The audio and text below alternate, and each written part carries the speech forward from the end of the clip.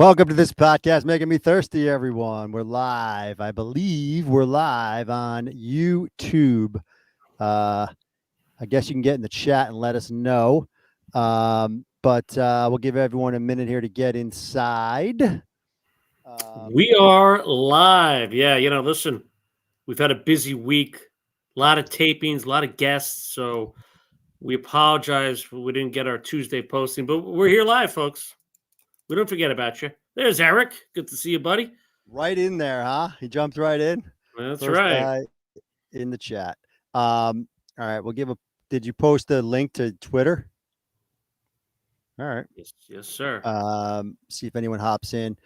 But yeah, like I was telling Chris before we went live, I played some golf today wearing flop shot, my quarter zip, comfortable, very comfortable. Played like crap, but was comfortable the whole way through. Go check them out, flopshot.com. Use the code THIRSTY for help us out, help yourself out, get some discounts there. So we want to thank Flop Shot for that. Tell the folks what you shot. Speaking of flop shot, we don't need to talk about that. I told you I was comfortable, but I did have a little bit of a snafu there. I think I told you this, O'Hara. We 18th hole finished up. Nice, nice 2-putt after I put it in the water on my tee shot. Am I lagging or are you lagging? Neither of us are lagging. Okay, good to me, man. Because you keep freezing on me on my end, but maybe you're not freezing in real life. Do I look like I'm freezing to you? No, will you keep talking? We're live. Come on, relax. No one's even in here yet. John Doyle just joined us. Nice. John Doyle. I joined the exact second you started. Beautiful. Where are you from, John? Tell us where you're from. Yeah, let us know where you're from. We know Eric, of course, Culver City. So I'm wearing my flop shot quarter zip here, and I put my tee shot in the marsh on the par 3 18th. Make my drop, nice chip up, 2-putt, get in the cart, putting my score in. Hit the gas pedal on the golf cart, and I smashed right into the wooden fences, that they have there. Those drove through that and couldn't hit the brakes, and then I almost hit a tree about this close. The whole wheel came off the golf cart. Couldn't move the cart. But we're at the 18th, so I walked down to the, I walked down to the starter at the first because it's not far. 18, the first. I'm like, hey man, I tried to turn the wheel, it didn't turn. I hit the cart. Hit the fence. He's like, all right, it comes down. No one, they didn't care. They were just like, everything's fine. Gave me, took my bags off. Nothing. I thought I was going to get charged money. I thought they were going to do this whole thing with me, give me information. They're like, these things happen. They were so cool about it. Nice little chit chat there. So shout out to Charleston National. That's Southern living. They don't care. And exactly, dude. No one cares. They're hourly workers. And believe me, I don't think they care anywhere if that happened. And John, speaking of John Doyle, New Hampshire, baby, good to see. Live free or die. Nice little state. Probably getting a little chilly up there. The fall foliage is beautiful, I imagine, up in New Hampshire right about now. And we lost Tony. We lost him, but I'm still here. I tell you, this... Now we're losing video. I'm losing all kinds of stuff, dude. Oh, my God. Yeah. We lost everyone. All right, technical difficulties. Give me 1 second here. Listen, folks, my partner... I don't know if I should switch vis-a-vis your recent episode of The Engagement was blown away as time was blown by your suggestion. Sure, let me put this on here. Yes, John, that was my point. I'm glad you picked that up. I don't know if you're complimenting it or knocking it, but either way, that's what it's all about. It's about conversation.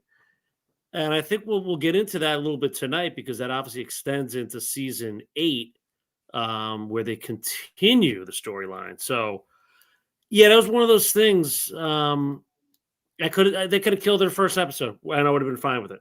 So, yeah, that's an interesting take. But I'm glad you were blown away.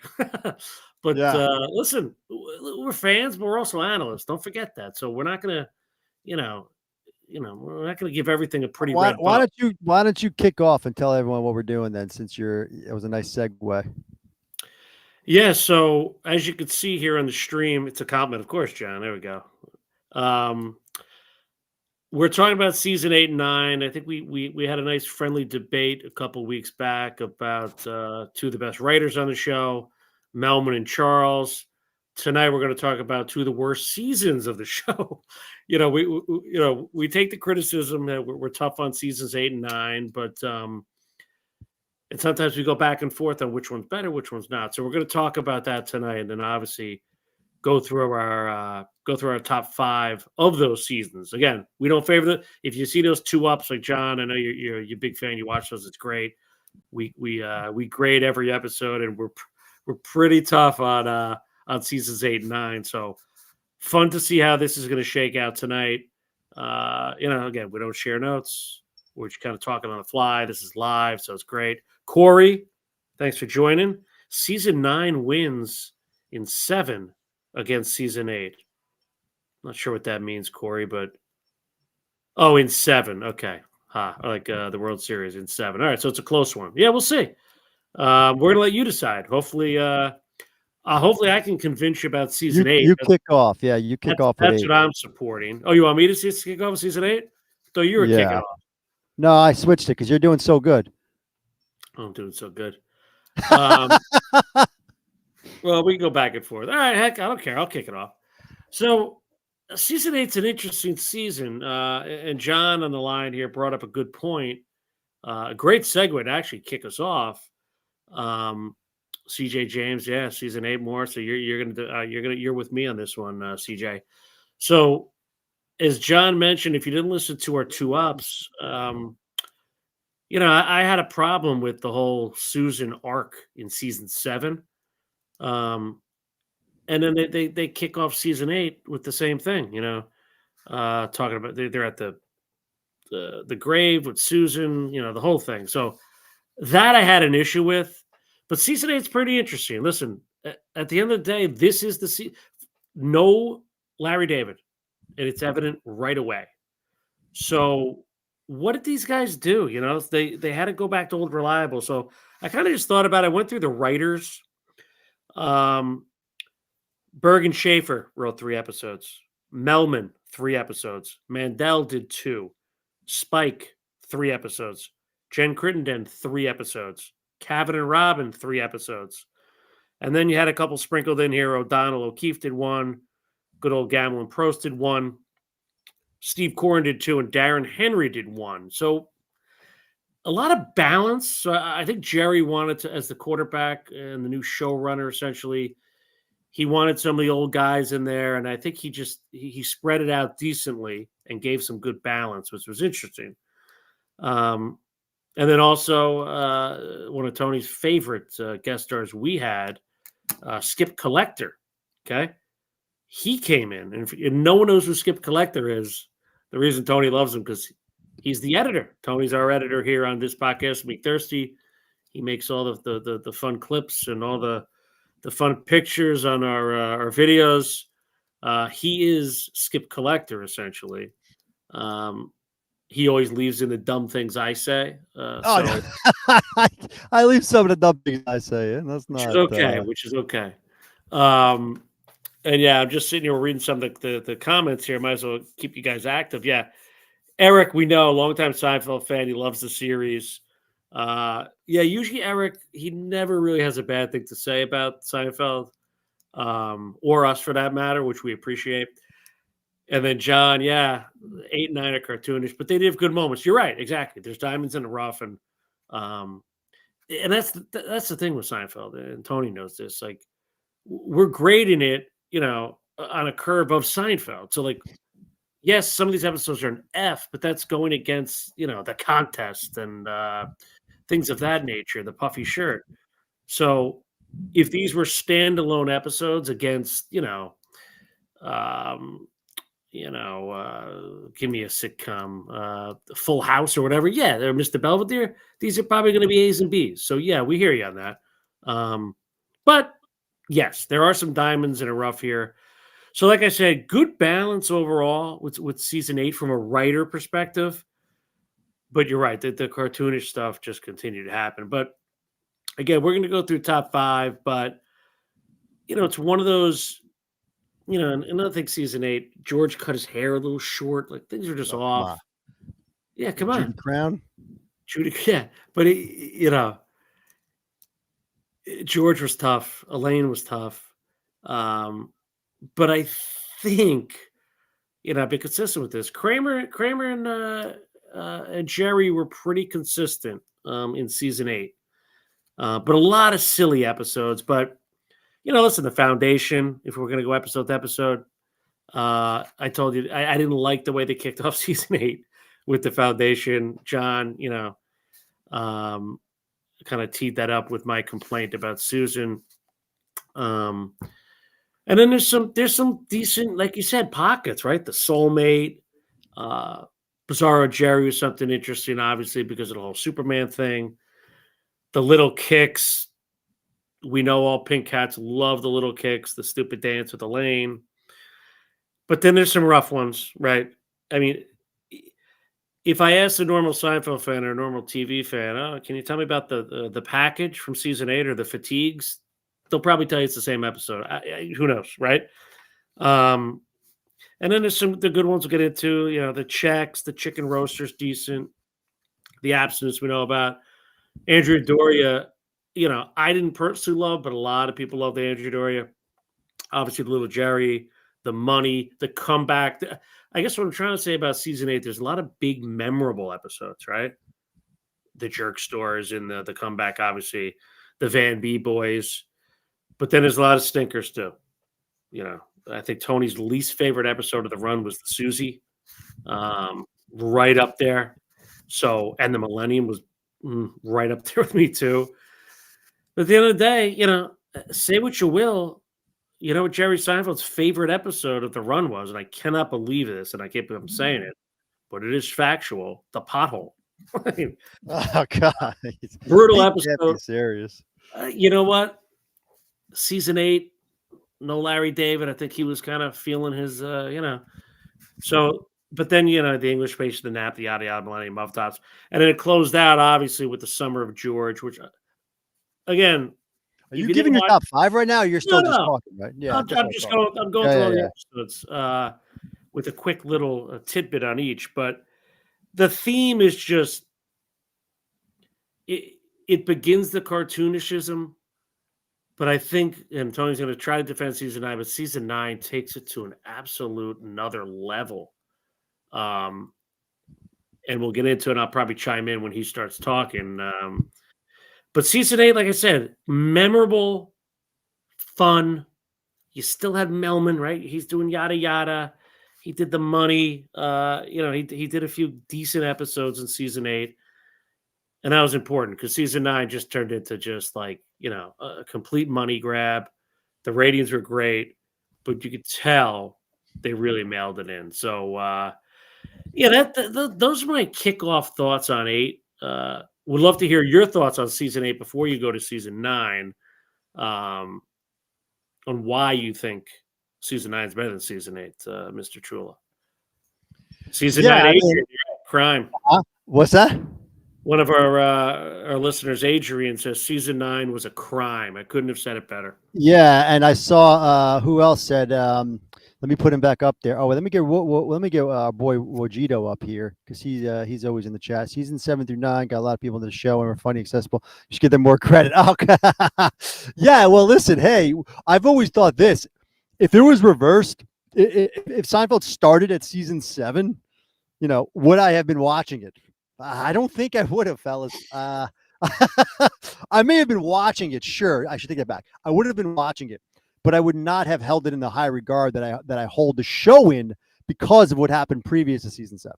Because the reason why it's so good, and this is why any art, in my opinion, is so good, if the first time you hear it, you're literally taken aback because you never heard or saw anything like it. That's what good things do. The first time you hear Dylan, I've never heard anything like this before in my life, right? The first time you saw Pulp Fiction, you probably were like, what the hell did I just watch, right? That's what it's supposed to do. The first time you saw Seinfeld, you said, what am I watching? This is nothing like I've ever seen before.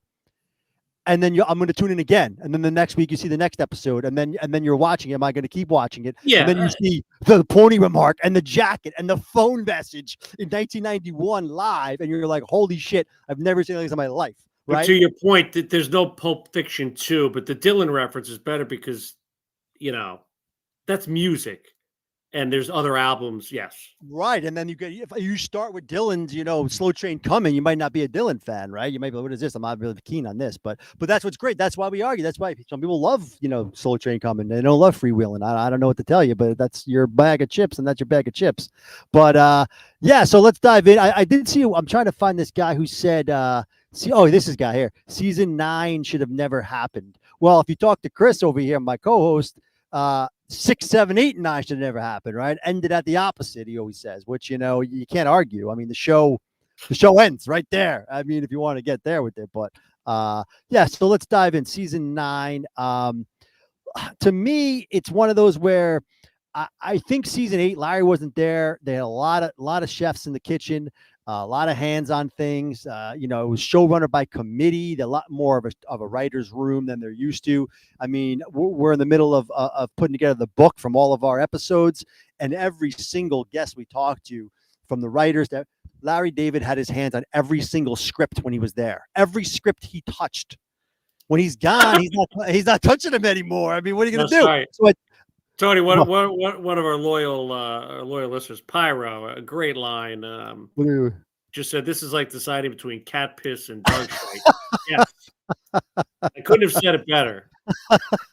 We'll keep that up there for a second.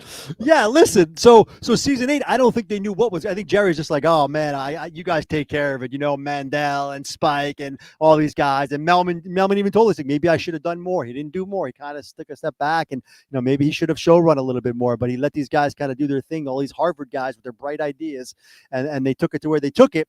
And I think season 9, they kind of figured it out a little bit, dialed it back, got some things going, and honed it up tighter, which is why I prefer season 9 over season 8. I think, we'll start the butter shave. Okay, fine, you got me there. It's a shit show, and it's very cartoonish. I mean, Newman's about to eat. Kramer becomes a turkey. I mean, he literally is a cartoon. So great, you're right about that. It doesn't really prove my point. But I think there's enough sprinkled in there. The voice is you got Kramer's always going to be Kramer. That's what's great about these later seasons. His story and the voice is great. Jerry and George are not bad. Serenity Now is an all timer, right? For a lot of people. The Merv Griffin, not for me, but if I'm arguing for season 9, that's an all timer for a lot of people. They took some chances with the betrayal. Okay, not great. The whole backwards thing. I love the apology. Well, it's funny how you skipped the blood and the junk mail, which were. I mean, you're telling me Kramer. You're telling me Kramer's consistent. The blood. I don't remember interrupting you on your 20-minute rant, but go ahead. No, that's fine. Let me hear. I was waiting for you to jump in. I let you say your piece. I thought we'd do a little back and forth after I give my little All right. Introduction here. I mean, I skipped a couple, yes, for a reason, right? Dealership, I'm going to skip. But my point on the season 9 is, and this is my major note, I think, and this is why people who like season 9 probably like it. It's all the cast of characters. It's Kruger. It's a lot of Newman. It's a lot of Frank. It's a lot of Morty. The Wizard. It's just a lot.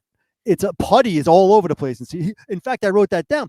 Putty, an episode in season 6, nothing in 7 and 8, and then he's back all over the place in 9. He's everywhere in 9, right? So they really Banya's a lot in 9, right? You got the reverse people with Joe Mayo is a solid thing there. I thought the burning is a great Mickey and Kramer episode. You can't really knock that one. They're the whole back and forth there with the gonorrhea, the tractor story stuff. Not terrible. So yeah, I mean, there's enough that's gonna peek in here. I think Kramer. We always say this. Kramer and Jerry, really, they're gonna do their thing. Kramer's gonna do his thing in season 9, and he'll still be. He'll carry his parts. It's the problem with the season 9 is really Elaine. I mean, George is bad, but Elaine is terrible. Unfortunately. So if I'm going to say, but if Elaine's your weakest link and she's kind of like, okay, like the Slicer stuff is terrible. The bookstore, the Frogger, these things are not great, but I think you're getting Serenity Now, and you're getting Festivus, which, as much as we don't like them, you can't argue what they mean to the show. And all you got an eight in that respect is maybe Yada Yada and the little kicks, I guess, is your kind of your defense on that.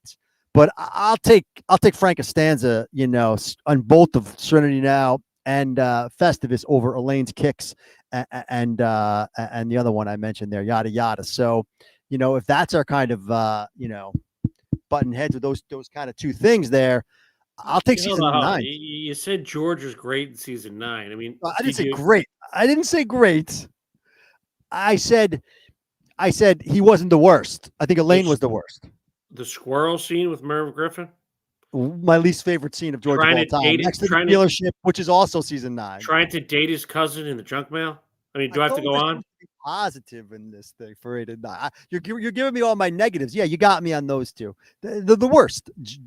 And The here, squirrel, terrible. yeah, here's another thing. Listen, yeah, the putty, and I like putty, but they to just throw him back in the mix, like for what reason? Like, just and your point, Elaine was the dragger. She was the dragger because of the stupid relationship humor with Putty, right? I don't disagree with that, but here's the thing, man. If you we don't like it, but in the grand scheme of things, 30 million people tuning in. Putty is an all-time character for a lot of people, and I got to say, I listen. Putty's Putty, You man. bringing up ratings now?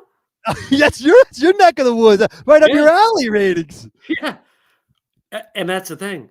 I don't believe the ratings, but here's another thing. Right. That's O'Hara's thing. The why reason he doesn't believe the ratings because we don't have enough followers, fellas. So if you're watching this, get some more followers for us, so he'll believe the ratings. Because we're the 30 million people watching Seinfeld. They should be watching us right now. Well, here's my rationale. Just a little history for you guys out there. And these are U.S. ratings, obviously. Pyro, where are you at anyway? Yeah, and by the way, And Corey, we're not counting the finale in my season 9 stuff. I think we decided to keep that out. yeah, that's kind of an outlier. So, Yeah. but here's the thing. Back to the Nielsen ratings, just real quick. Again, Nielsen ratings are modeled. It's based on 5,000 households back in the day. I think it's like 20 now. So there's no real way to determine if this is real, the 30 million. But nevertheless, let's say it is. But I opened with Jerry being the quarterback for season 8 and really having disciplined writers, right? Berg and Schaefer did 3, Melman as standalones. I mean, dude, I'm looking at the bookstore, the Frogger, the Maid, the Puerto Rican Day Parade. They had like 10 writers on all these episodes. I mean, it was like, what are Okay. we Okay. Look doing? at the comeback with Kevin and Robin, are two of the best of all time, who overlap the earlier seasons. Look at the comeback. The Jerk Store called Kevin and Robin. Yeah, that's a single group. Right. That's a season 9 episode. No, the comeback is season 8. Oh yeah, you got me. Yeah, I mean, what are Okay. you doing? Listen, Fair enough. they piled it all on and it just got worse. I mean, season 9 kicked off terribly with the butter shave. You can't argue that one. And when you set the tone with the butter shave, well, what are we doing? Okay, Oh, you know, the voice and the strike, that's Berg Schaefer. Yeah, Mandel and O'Keefe were in there too, but Berg Schaefer are stalwarts. Don't sleep on them. Like don't sleep on those two with the voice and the no, I'm strike. not sleeping. But here's the thing. Listen, I went through. I pretty much gave a comment on every episode. Tony conveniently skipped the I will dealership, go back. I was trying to be. I was the trying to. slicer. I was trying to think of. I let you talk for 20 minutes. That's what Of happens course, when you tell want me me to to go kick through off. every episode. I No, mean, no, no. I giving you the highlights. I'm giving you the highlights. That's what's going to sell the season. Is going to sell the. What do you remember? What lives on, right? Festivus lives on. Serenity Now lives on. Hello, in the voice lives on. Dump this big ball of oil out the window. And don't sleep on Costanza because Costanza isn't. Yeah, he's got the Frogger, sure, but Kruger. I mean, him and Kruger. I mean, I'm ranking Kruger. I mean, obviously Lippman's 1, right? Uh, you got Morgan and Peterman probably 2A, and then it's Kruger. As far as bosses go, he's right up there. He's ahead of Wilhelm. He's ahead of Mr. Pitt. I'll take Kruger over Mr. Pitt any day of the week. All right. Bold move.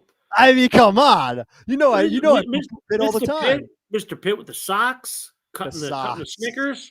What do you mean about Kruger? Buttersville, get out of here. I never liked Pitt. You know that. Let's do it. Oh, let's call him Coco. Look how mad he is. Like, get out of here.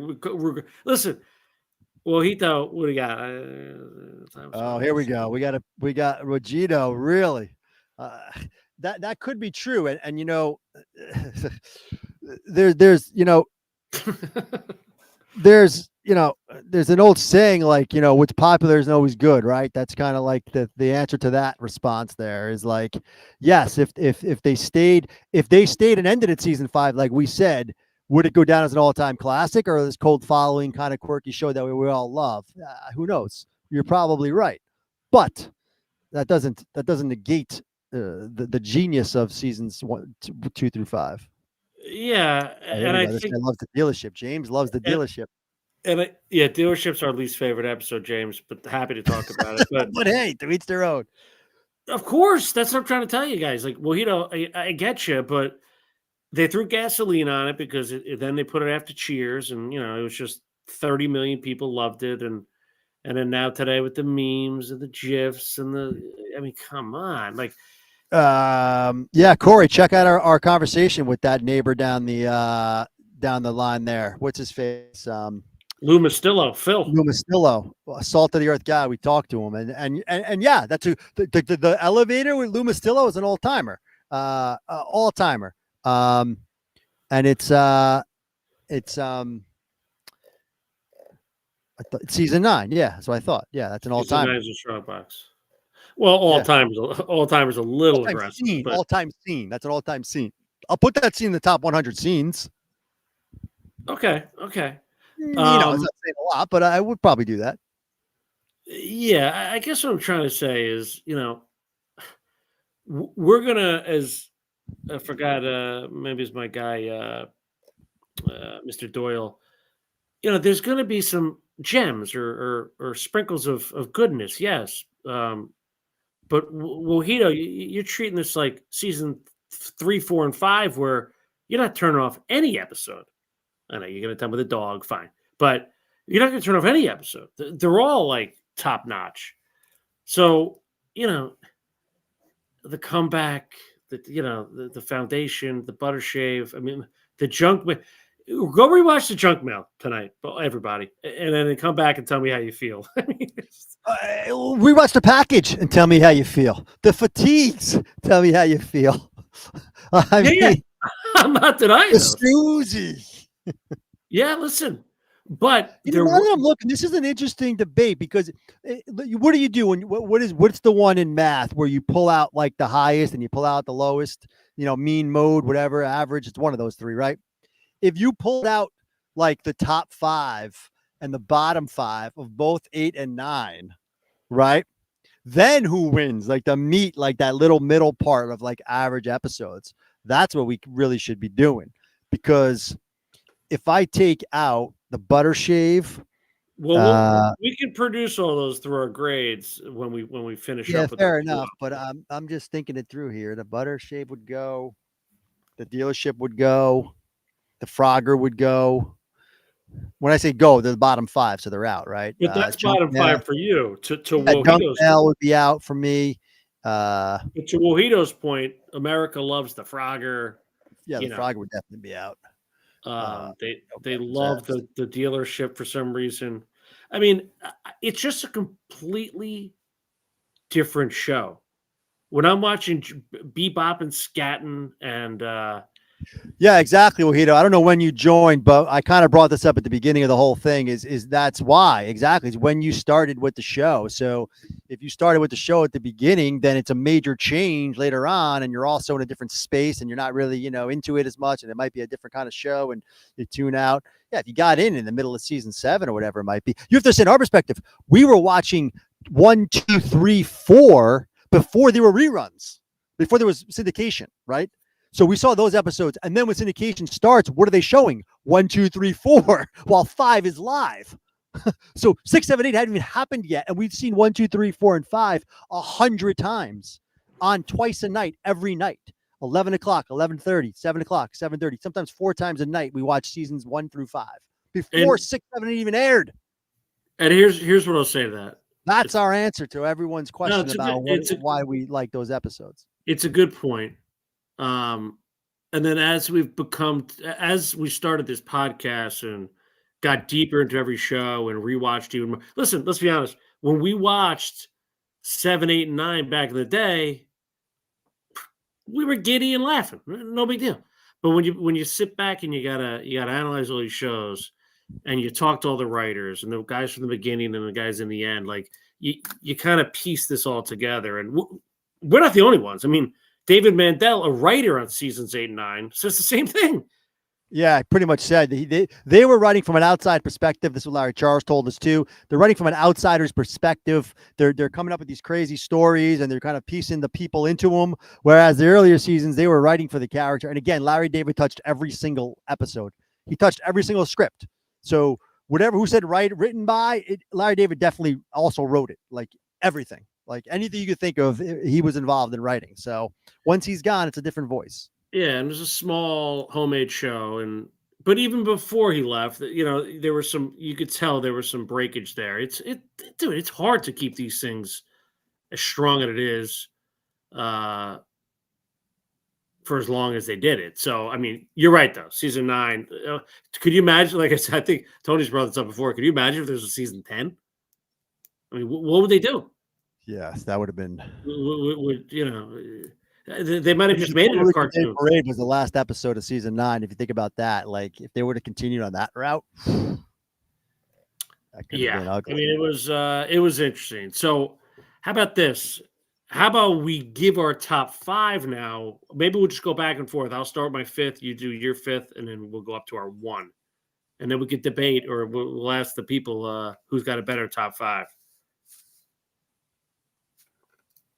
How's that sound? I'm a little iffy. Yeah, I'm a little iffy on my 5, but I think we'll give it a go. Oh, dude! I mean, come on! It's season 8 and 9. Of course, you're going to be iffy.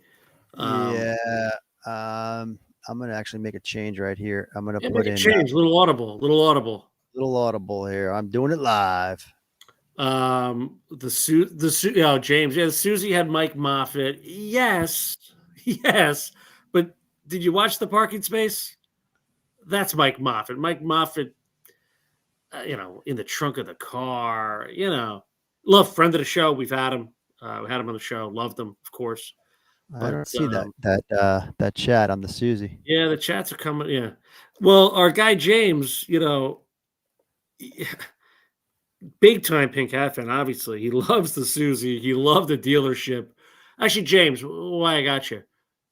What are your thoughts on The Boyfriend, the Keith Hernandez episode? Or the Red Dot, right? Georgie Porgy with Kashmir. Just give me your thoughts on those 2 episodes, and we'll look for your response. All right. So I don't think I can even do this one. What do you mean? You can't do what? I'm trying to find my top 5, and I thought I had one. I started remembering other stuff that happened. It's hard. Yeah, it's hard when we do it live, but we got to get going for the fans here. So here we go. All right. So number 5, and I'm gonna pass it to you. So get ready. Number 5 for me in season 8, the 5th best episode. I'm going to go with The Little Jerry. All right. I mean, Jen Crittenden. Okay. You want to bring up ratings? 34.5 million people watched The Little Jerry. But just a fun episode. I mean, Kramer walking down the street. I mean, little Jerry in the gray Nike sweatsuit, punch into the kitchen. You're not turning that off. You're watching Little Jerry. You got Miguel Sandoval as Marcelino, okay? And I think when we reviewed this, I believe Tony loved the stuff with George and the conjugal visits. I believe that was the same episode with the jail thing and all that stuff. The scheming, the scamming. Yeah. He loved that, I know. And then, you know what? The Elaine stuff wasn't bad with John Michael Higgins, who was balding, and then, the whole thing, George kind of helping him out on, how much time he has left. Some decent themes there for for season 8. Give Crittenden some credit.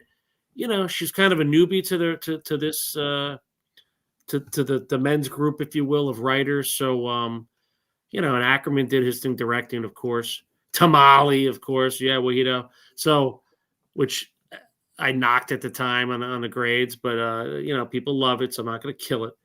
But Little Jerry, it's one of those, yeah, it's one of those gems within a tough season. But yeah, Eric, you gonna hook us up with John Michael Higgins? Set that up. So yeah, so that's number 5 for me in season 8, and that's a pretty strong 5. I'll give you. So I'm gonna hand over. What's your 5? Your 5th place for season 9? I literally just decided right now, and I had to go through a few episodes to find it. And this may surprise some people. I maybe not, but I'm going with a Spike Feresten written, The Reverse People. Um, I just there's a lot in this episode that gives me chuckles, and that also kind of is the essence of the show in some respects. It's got Putty, it's got Newman, which we talked about earlier. Those are going to be thrown into a lot of this, you know, later season episodes. But it's got John Polito as Silvio, who we all love from Lebowski. It's got Joe Mayo, friend of the show, Pat Finn, the guy salt of the earth. I mean, you remember Joe Mayo from just that episode alone. You think he might have been in 5 episodes, right? It's Joe Mayo's party, Joe Mayo's coat.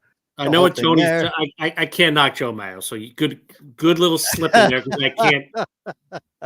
I also think, like I said, you know, it's got a little bit of the undertones of the suicide with the, you know, the wife and the girlfriend, and you got Newman kind of involved with Kramer. It's not a bad Newman Kramer story. You got Newman climbing the tree. Everyone gets a laugh on that one. And then George, you know, George is cheap. That's a running theme. They kind of keep with that. The whole wallet thing. Solid premise. Maybe it's a little bit silly as we get going, but it's not a bad premise. I used to have a wallet like that. You just keep shoving stuff into it. You don't know why. You just keep collecting stuff. You get this big wallet. So not terrible there.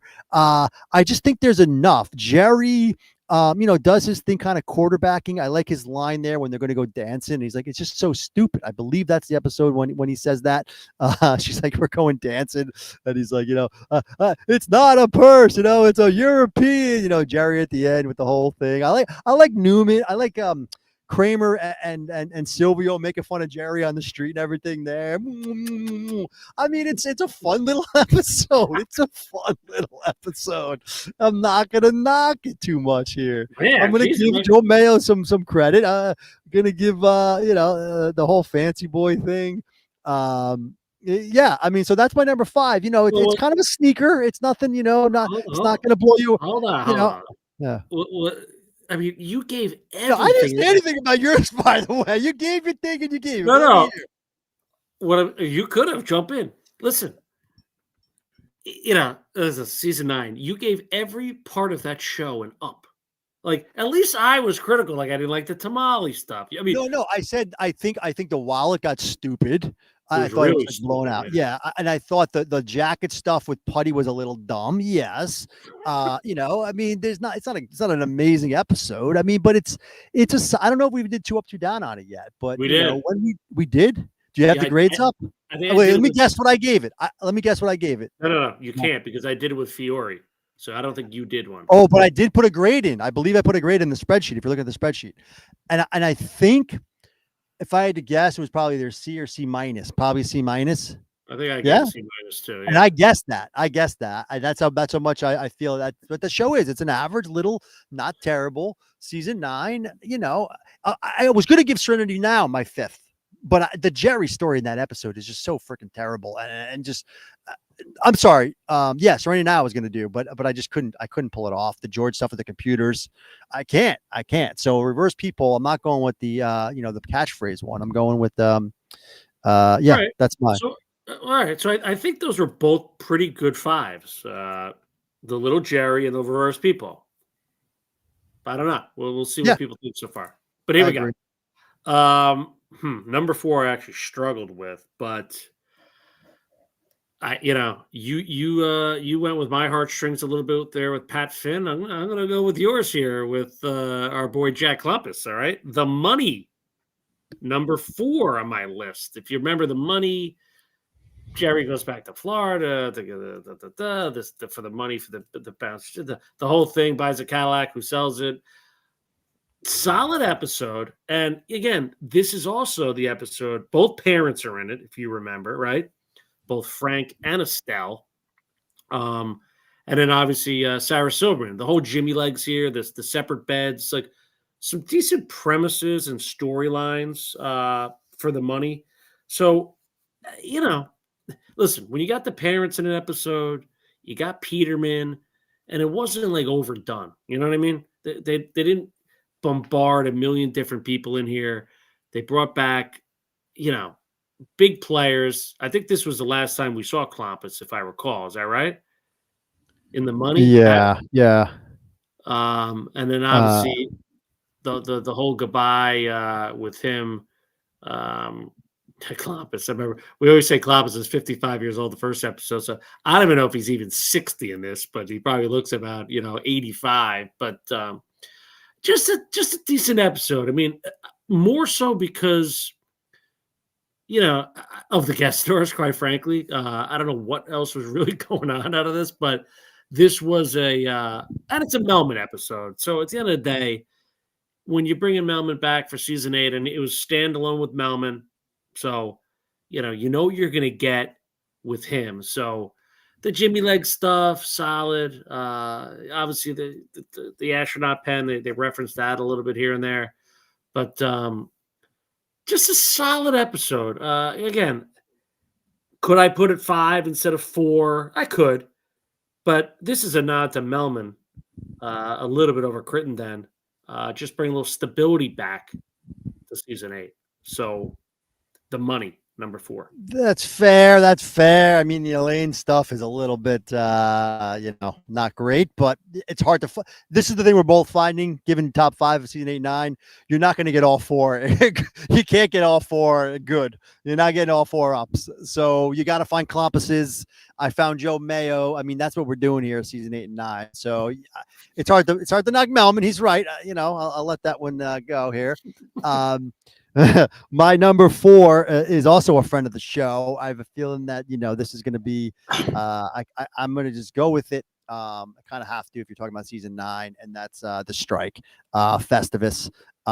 It just, again, if you're talking about heartstrings, I mean, Frank Costanza is one of my all-time favorites. This is one of his episodes, obviously. Festivus. We talked to the writer Dan O'Keefe. True story. He didn't want this show made. He wanted nothing to do with it. His brother happened to tell Larry and Jerry about it, and they said, you have to do it or we're going to do it. So we did it reluctantly. Bad time in his life. His dad was a little bit not great, and true story. But you got a little bit of Watley in this one. You got Denim Vest. Kevin McDonald's kind of funny. But for me, it's Kramer. Obviously, I talked about Kruger earlier. Kruger breaks out the flask. The whole dinner at Festivus dinner is great. But if we're talking, this is George Human Fund. That's always a good one with him and Kruger, the whole human money for people. Great George. That's a great George bit. You got to give O'Keefe some credit there with some help from Berg and Schaefer.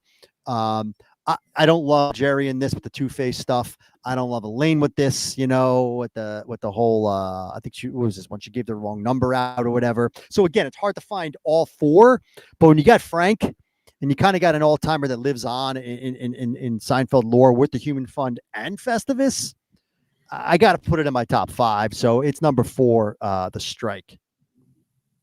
I'll give it a Festivus to some degree because I love O'Keefe, but the Human Fund I think was just cheap, just weak. That's not all-time George. Did he say all-time George? No, I didn't say all-time George. I said all-time Frank. Okay, all right. I don't think I said all-time George. I said it's one of those that kind of live on. Everyone talks about the Human Fund. Everyone talks about Festivus. It's one of these things that has some weight to it. It's remembered. Yeah, we don't talk about it. Talk about things. Talk about people still talk about. Okay, the yada yada. Number 3. He poo-poos Festivus, but goes right into yada yada. I love it. Well, again, it's back to Melman. It's back to consistency. I mean, listen. Everyone, and here's the great part of yada yada, is that yada yada wasn't even the best part of the show, right? Everyone forgets Watley, okay? Anti-dentite. I mean, this was Kramer and Mickey, right? At their best. The shirts double dated, the little people. I mean, Father Curtis, Jerry at the Those confession. I ain't mean, buoys. exactly, as a buoy, the whole thing. I mean, talk about a nice packed show. Unbelievable. Listen to this guy. Loving the Hey, yada yada. All again, right. within the season, of course. I mean, Okay. Well, okay. yeah, and I think you also loved Beth and Arnie, if I recall, right? I mean, so I much didn't of like Arnie. Oh, you wait. did, Arnie's asks himself the question, then answers it. yeah. I Isn't didn't that mind Beth and Arnie. You're Arnie? right. You're right. I was thinking of the other. I was thinking of the guy that Elaine sleeps with or whatever to get Beth and Arnie back. That guy I didn't like the Yeah, adoption guy. yeah, that guy's in it too. Everyone's I in didn't it. like that guy. And maybe I'll yeah, have him on the show. Definitely we could have him on the show any day of the week. yeah. Robert Wagner was in this, but I think I think the anti-dentite stuff was really good, really strong. Did I like yada yada? I mentioned the bisque. No, I didn't. But as a premise, and of course, Suzanne Cryer, another friend of the show, one of our favorite guests, really stole the show in this one. So, uh, and George was like, George was George was George. He wasn't season five George by any straight, but um, you know, Was I George in yada yada? Oh, he was basically the yada yada with the girl. yeah, Yeah, yeah. yeah. So he He kind of didn't got really walked. have. Yeah, she yada, she was like with other guys and just pretty walking all over George, which is just great to see. And then obviously Mickey, that dynamic, really solid stuff. This is just Melman putting his stake in the ground, trying to help steer this ship without Larry David.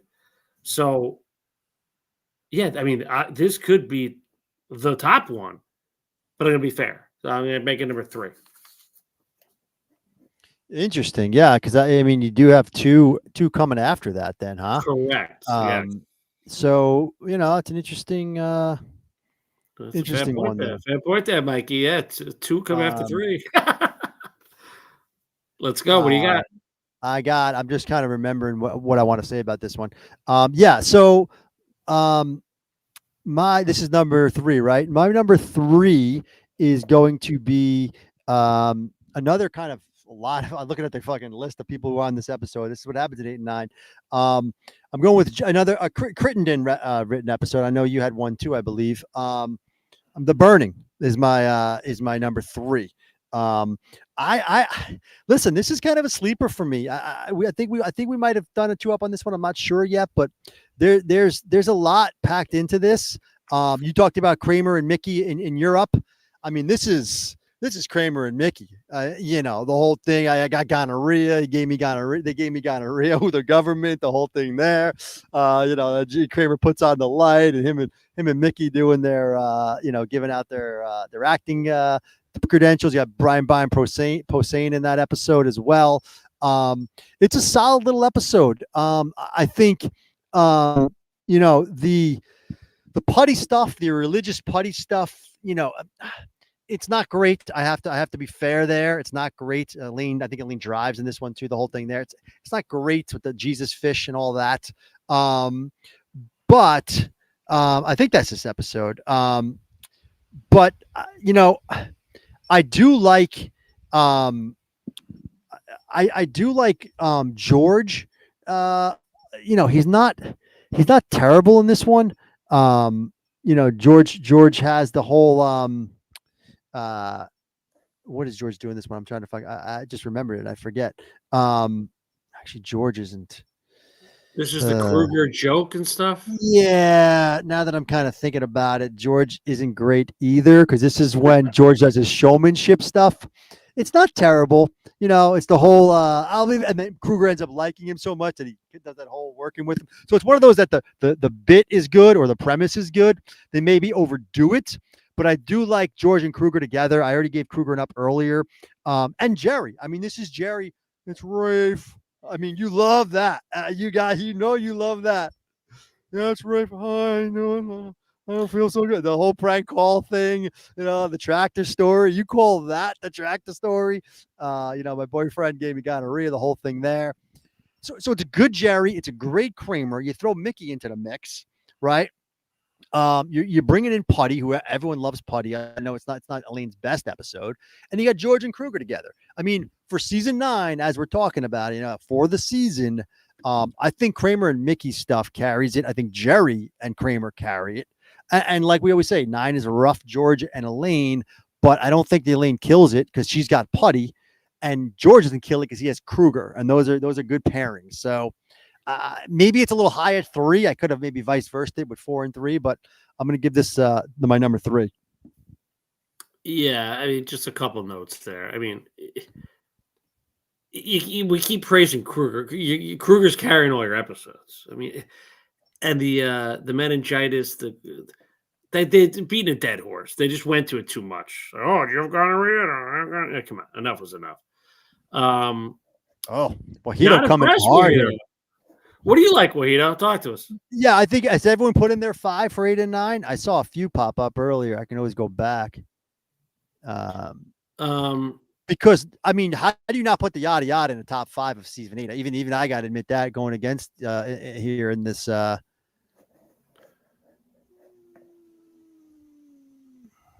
Yeah, I mean, I guess he wants the little kicks and the package and the fatigues and the English patient and the pothole.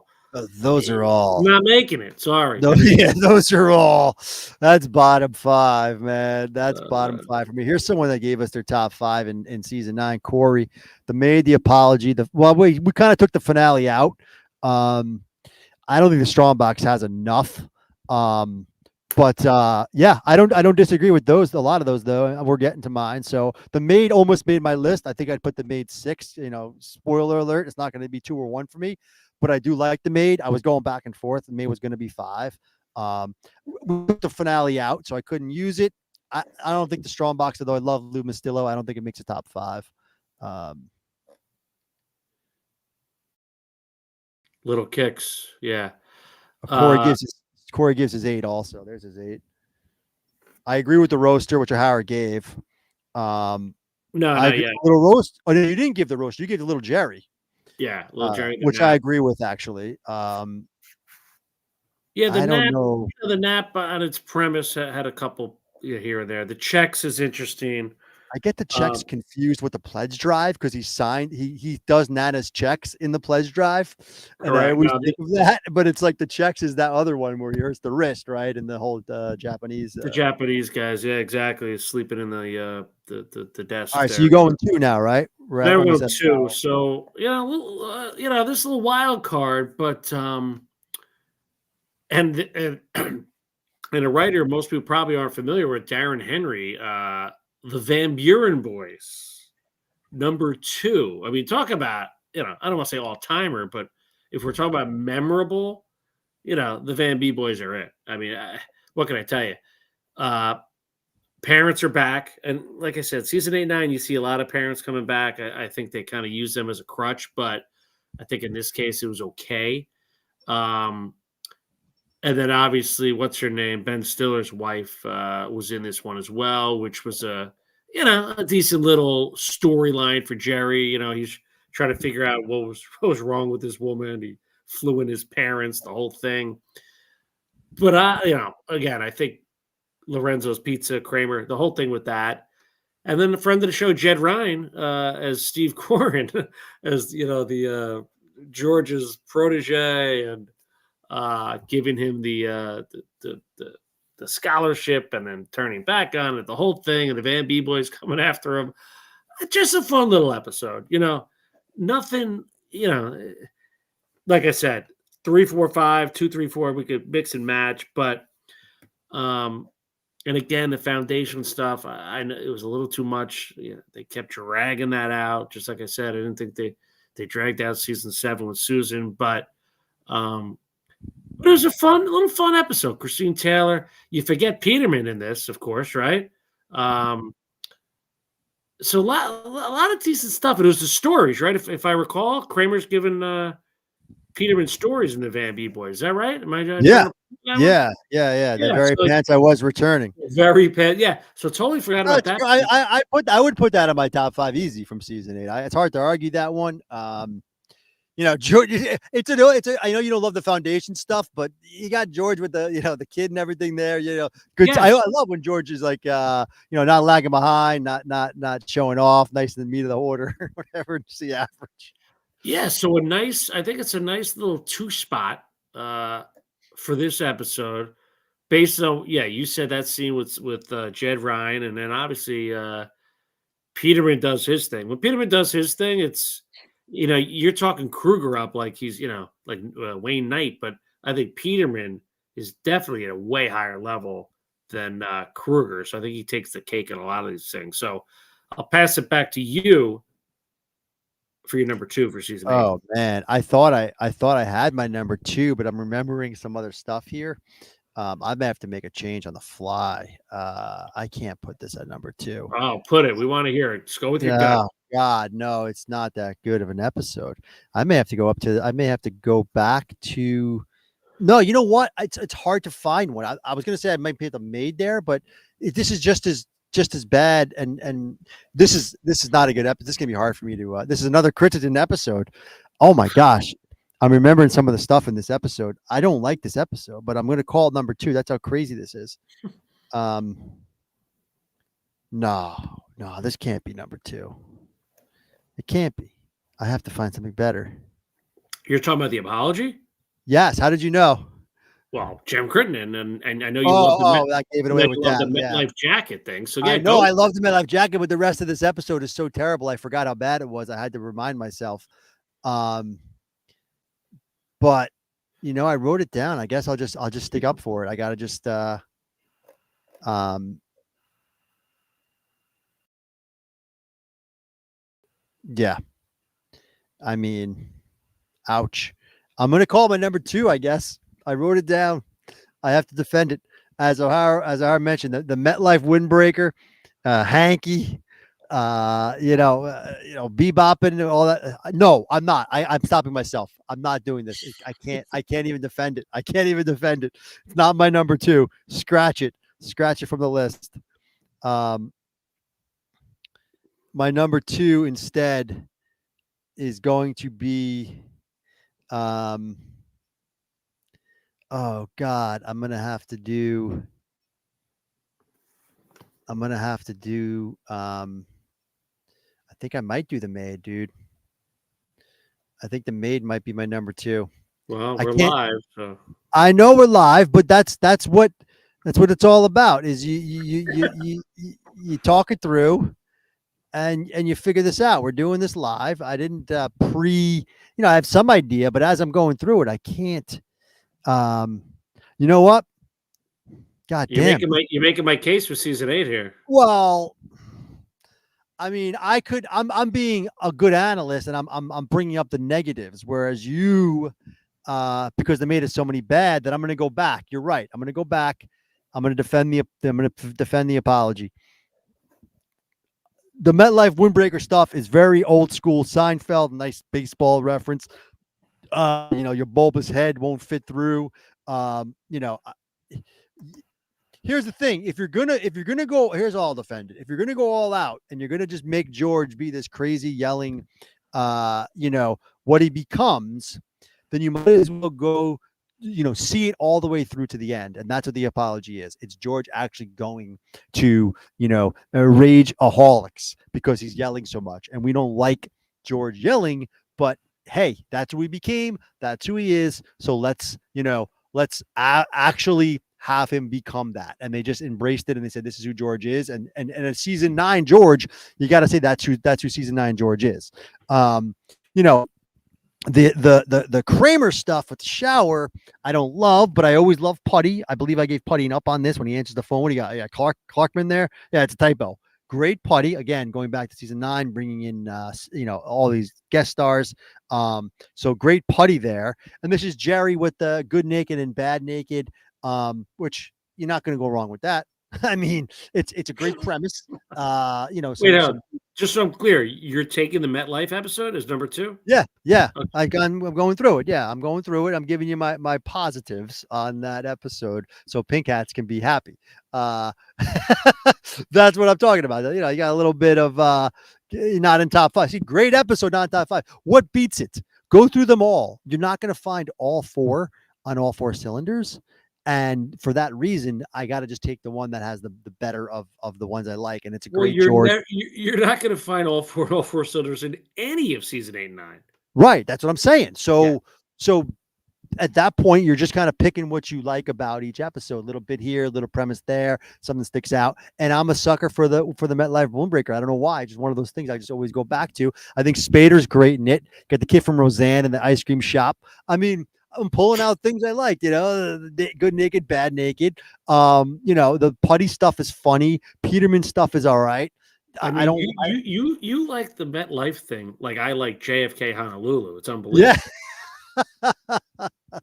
right? Yeah, fair point there, Mikey. Yeah, I mean, It's listen, I did my best to defend it. I picked it for and here's the thing, Wahito. I went to go with the maid, and I'm looking at the maid and saying, "Oh my gosh, I forgot about how bad, how bad some of the stuff in the maid is." I mean, you can't, you're never going to get all 4. So I had to kind of go with what I like, and so that made it in there. Apology. That's my number 2. It probably should be 5 if I wanted to reverse these, but I was kind of picking out as we were going, and that's where it came up. all right. So now we're down to our final one, and I think it's an obvious one for season 8. We talked about this many times. I think it's one of your favorite season 8 episodes, the chicken roaster. And I'll tell you why. I think all 4 were okay. I think not all 4 cylinders, but Jerry and Kramer, obviously that dynamic, switching the apartments. I think there was just enough Newman in there. Newman's one of the greatest kind of fifth wheels, if you will, in television history. And when you throw him in, eating chicken with Kramer at Jerry's house and the broccoli, to Peterman with Ipswich. Remember Ipswich? This is the whole Entenmann's cake. I do Uh, like that. I do like Ipswich. I do like the Entenmann's. yeah, Um, and it wasn't like overwhelming Elaine. It was just kind of like, all right, I got to find a cake. Like it was just enough. Yeah, they didn't, and the Russian hats, whatever. Fine, but and then George, like I said, this was a Jerry Kramer episode. They kind of just had George there with this was the stanza, if I recall, right? Um, he wasn't yelling. There was none of that nonsense. He was just like the clock and the hat, like him and Elaine, like I said in seasons 8 and 9, they could ruin an episode like as an anchor and bring it down. They kind of just stayed afloat, let Kramer and Jerry do his thing. And by the way, I love Seth. Love Seth. Mark Roberts. All right. Hey, remember Poli Sci? We blew that off in college. He skipped that big. I do like that. He skipped that big. Moochie, was that the other guy's name? What? Was it Moochie? Was the other guy's Oh name? yeah. And yeah, exactly. And so love Seth. There's just enough of them, and I love that line. Like, you bump into someone, blow it off, come on. But he was like had a big time job. He obviously got fired from. So, great stuff. And obviously this is Berg and Schaefer. So again, a little earlier stability that I'm talking about here. Just a fun episode. And listen, we didn't give it an A. Let's not go crazy here. It was one of those episodes where if it was 15 minutes, it could have been an A. Like just because the George stuff just wasn't as strong, but he didn't weigh it completely down with the bebop and scatting and all that kind of stuff. So, for my money, the chicken roasters right up there with anything you're going to throw at me for season 9, but would love to hear your number 1.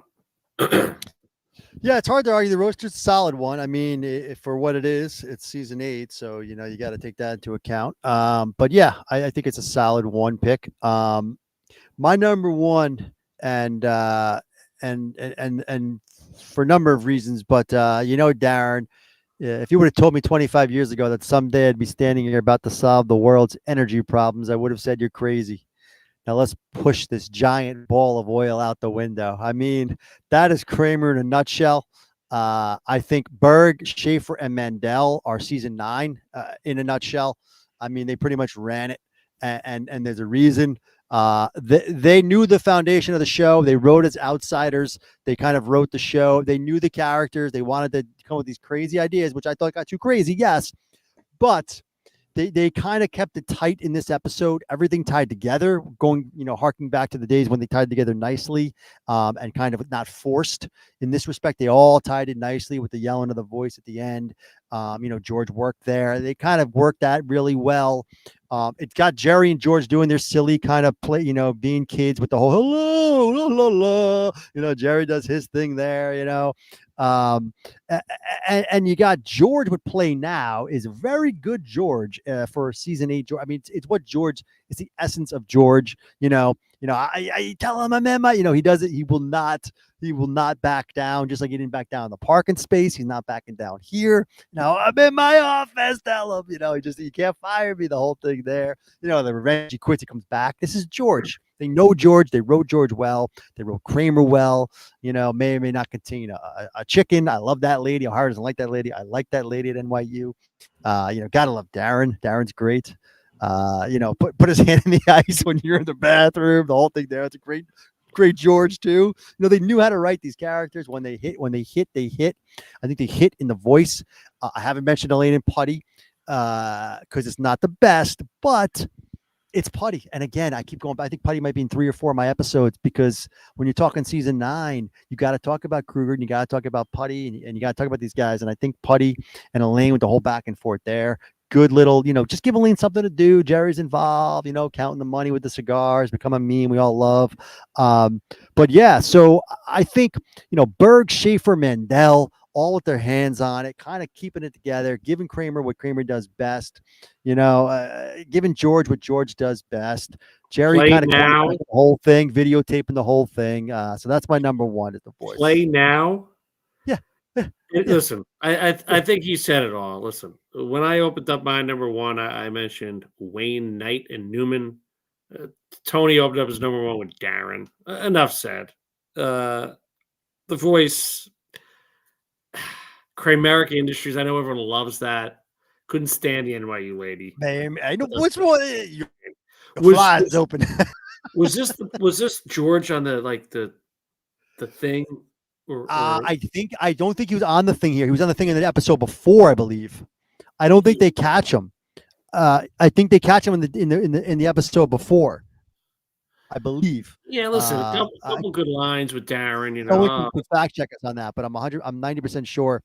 That they don't catch him until the end of the episode before. Yeah, I mean, there you go. Thank you, Aloft. I know this is one of those episodes you always loved, so I know you're not going to really budge on this one. But is that MONT Montana Aloft or Aloft 1986? What does the MONT stand for? What's the Aloft? Is that the? I guess what does the Aloft stand for? No, that's a hotel. Yeah, I don't know what it is. But, Aloft 1986. Yeah.